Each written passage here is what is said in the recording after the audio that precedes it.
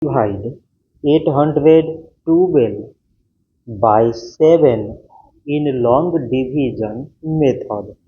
7 times 1 is 7. On subtracting, we get 1.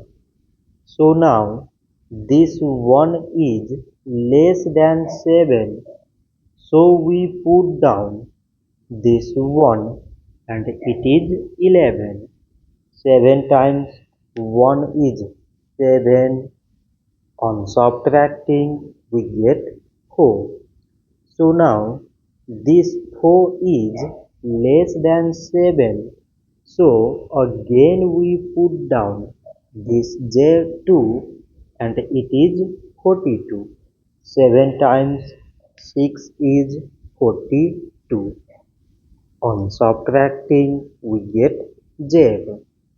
So 812 divided by 7 is 116.